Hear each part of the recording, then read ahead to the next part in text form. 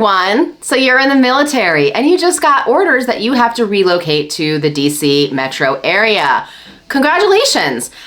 You are not alone in this. So even though it might feel like you're a little bit out there on your own, you are not. We are here to help. We're working with a lot of clients right now, both US based and international, who are relocating to the area. Because you're probably not totally in control of this move, you're probably also a little bit unnerved about it. So we're going to go through kind of a little bit of a process and a list of things that you should look out for and things to help you with this relocation process. I am Melissa. I'm Michael. And we're going to talk to you today about military relocation to the DC area. First, reach out to us as soon as possible. The earlier the communication, the better. We have to figure out what your lifestyle is going to be like on a daily living. That's one of the biggest things that we talk about with clients every day is daily living. So we really want to know where you're going to be stationed, what hours you're going to be work, are kids involved, and then really, honestly, public transportation. It's important to know that in the DC area, traffic is rough. Where you choose to live will have a huge impact on your commute and quality of life in relation to where you work.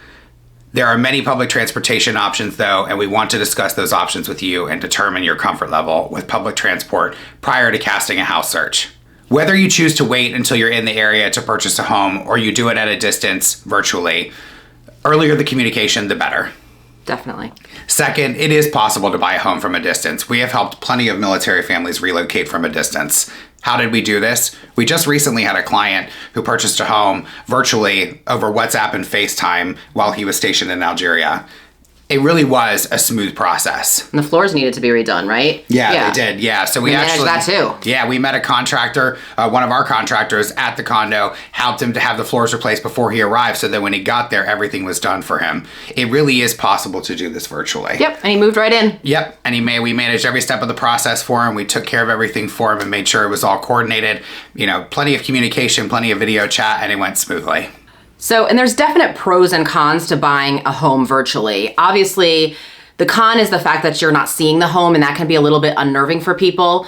But the pros outweigh the cons, I think, by a lot, right? Especially if you're trying to coordinate moving a family here. So you end up getting this done. You have a place to move right into. You don't have to worry about moving, going somewhere temporarily, putting stuff in storage, having your stuff be shipped from overseas or wherever it might be, and sort of being on a boat somewhere and you having to coordinate where's that stuff going to go in addition to how am I going to get myself out of this temporary place.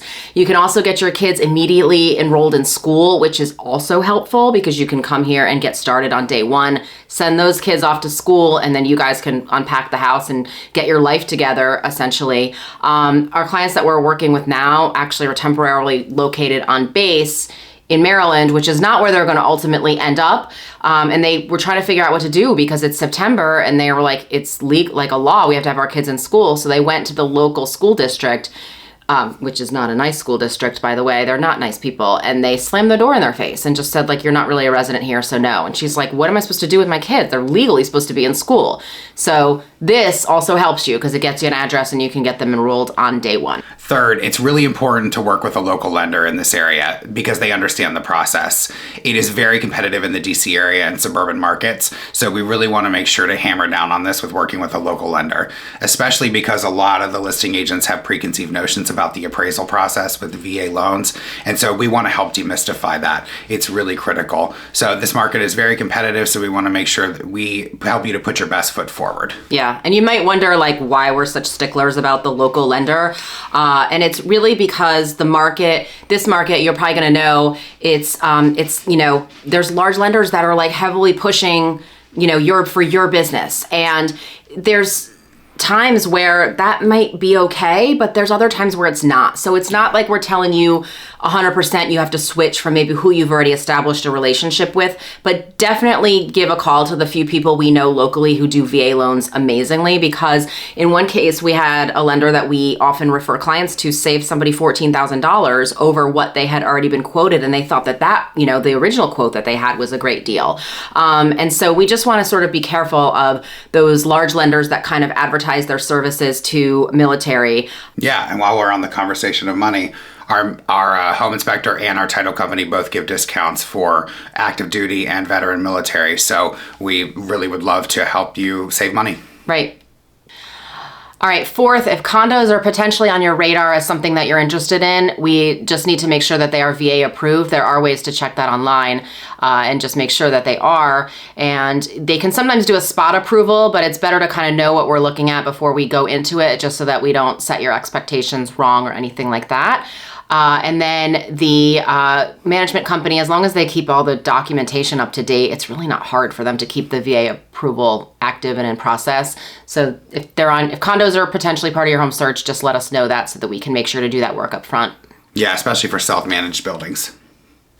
So fifth, the appraisal process can have some hurdles. So the VA appraisal process actually does outline a list of items that could potentially be repairs that are listed on the appraisal. They do have to be handled. So that's why there's a big misconception with a lot of listing agents and just agents in general, whether they're on the listing side or buying side, is because they think that this is just going to be a laundry list of items. Oftentimes it's 1 or 2 items. I think the most I've ever seen is 5, I think, on one of mine. And the house was just, it was a lot, needed a lot of exterior work. So it really helping to demystify that for people, really does help us to get through in a multiple offer situation or just in a single offer situation where we're trying to, convince the seller to take our offer. So really explaining all of this to them and really outlining what are the things that we expect. And also, we also generally see those things when we're walking through the property. So we're going to outline them ahead of time. So we'll talk to the listing agent and say, hey, this is what we think may potentially be an issue, and we'll talk about it up front. Yeah, and the reason that they want to know that is because the seller,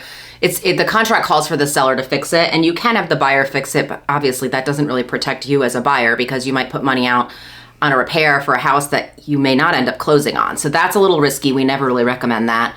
But so what exactly does this pesky appraiser want to be right with the house? Well, it's really nothing out of the ordinary, and it's not anything that, there's nothing picky about this list, right? It's like they want everything to be in working condition. No matter what kind of loan you have, the appraisers want it to be in working condition, right? But the VA just has some things like they don't want chipping paint, plumbing and electric have to be in working order. Hot water. Yeah, hot water to the house. Appliances have to work.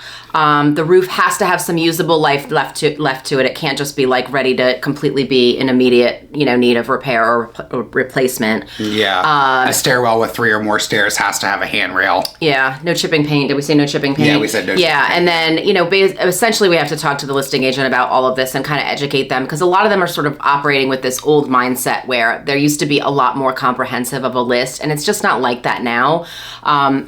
Electric, they say sometimes knob and tube wiring might flag, a inspection, but then, you might not want to buy that house regardless of the kind of loan you have. So yeah, not really, a ton to worry about. Yeah, the VA appraiser is there to protect you, and we're also gonna, we work with a lot of military families, so we know, what to expect when we're walking into a house. So we're gonna be addressing these things, prior to the contract so that we know, and so that you also have the expectation, going forward that this may be an issue or a hurdle. And so, doing all these things, and because of our in-depth experience with the VA loan, we're going to help, get this process along.